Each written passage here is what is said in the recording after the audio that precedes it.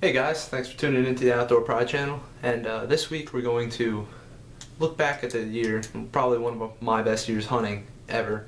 I was able to harvest my first bow kill, and then about a week later I was able to harvest my first buck kill with a bow, which got me pretty pumped. I ended up tagging out first day of November in Pennsylvania here, so it's been a great year, and we're just going to take a look back at the year through the ups and downs, and we're just going to get us pumped for this upcoming season. Hopefully it's going to be as good, if not better. Maybe we'll get a big one down this year. One passion drives us to the limits and to the depths of the forest, where our preparation defines success.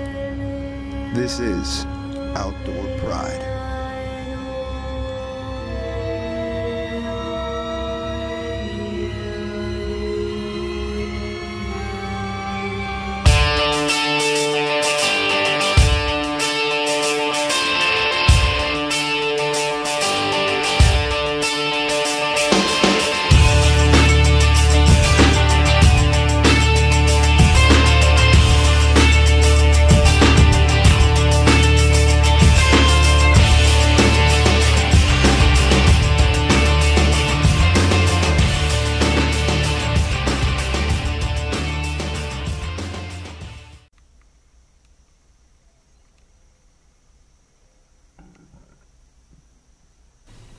Now, heading into season here, we were ecstatic. We were running trail cameras. We had, I think, 5 or 6 different shooters lined up from 9-point, 8-point. We had a 10-point, 2 stickers, and a huge 7-point. We were just loaded with deer, and we were pumped. We had those trail cam pictures, and we went out scouting, and we had so much video footage of all these deer. We were ready, and we were ready to hit the woods once September 29th came around.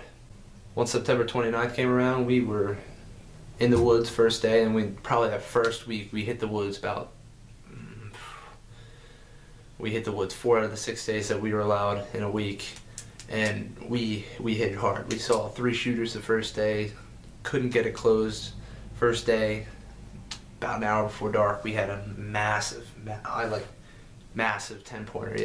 Mainframe 8, stickers off both G2s, about 6-7 inch brow tines. This deer was big.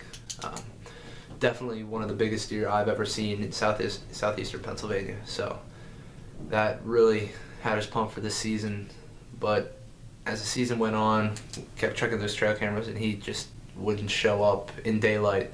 We probably had 1 or 2 pictures of him, but they were at nighttime and like midnight, so it was pretty much impossible for us to really track him down. So we just had to sit tight, wait for the rut to come around, and hopefully get a crack at him. Once the calendar flipped to October 24th, I headed out one day after school. I was looking to fill the freezer with a doe or a nice buck, or really anything if I was lucky enough, and I didn't see anything all night until I heard at about 5 o'clock 2 deer filing out from the woods behind me out to the field in front of me, and it was a button buck and a doe. So I was looking to shoot the doe because the doe was fairly big, and I watched them for about 15 minutes until the bigger of the two, the bigger doe stepped out into the field. Sadly, guys, I wasn't able to get any footage of my doe kill.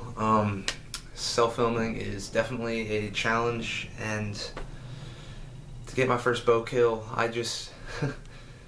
my will just trumped my thoughts of using my camera whatsoever. I can't even explain to you how badly I wanted to get my first bow kill. So I just kind of tossed my camera in my bag, and I said, we're gonna get this done, and whatever happens, happens. I'll have to deal with the consequences if I didn't get any footage. So there wasn't any footage, but I got my first bow kill, so everything seemed to work out.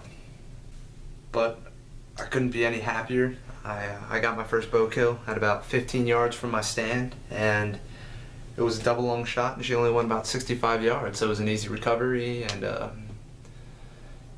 great experience for my first BOCO. Couldn't be any happier. Well, as most of you know, during the last week of October, Hurricane Sandy hit the coast of New Jersey pretty bad. And it had both Pennsylvania, New Jersey, New York were all in a state of emergency.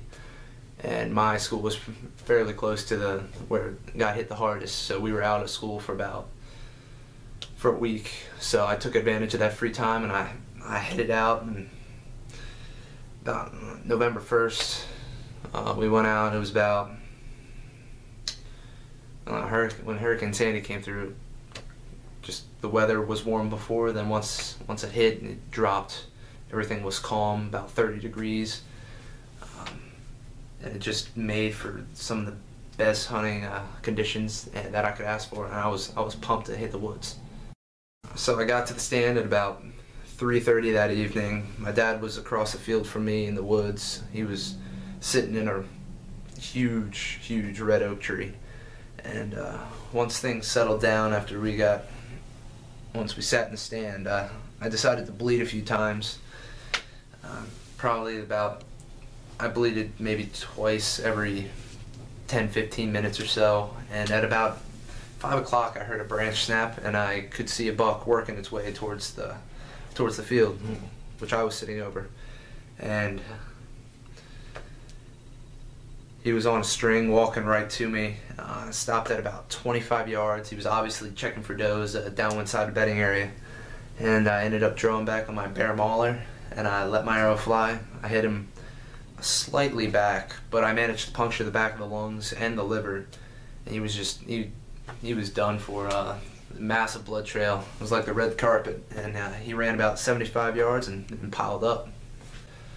Guys, it was a great end to my Pennsylvania season.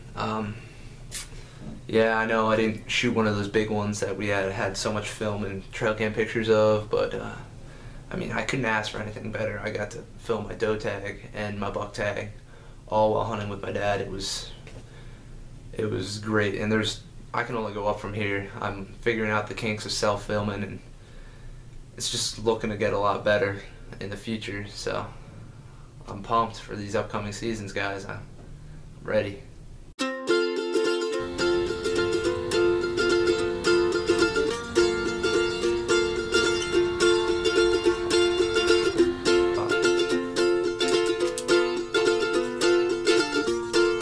I was looking to shoot the doe because the doe was fairly big.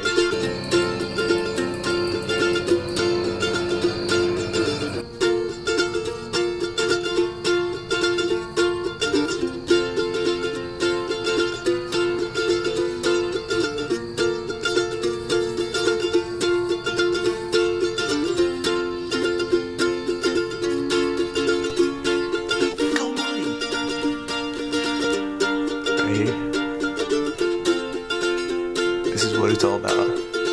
Everything muddy and outdoor pride.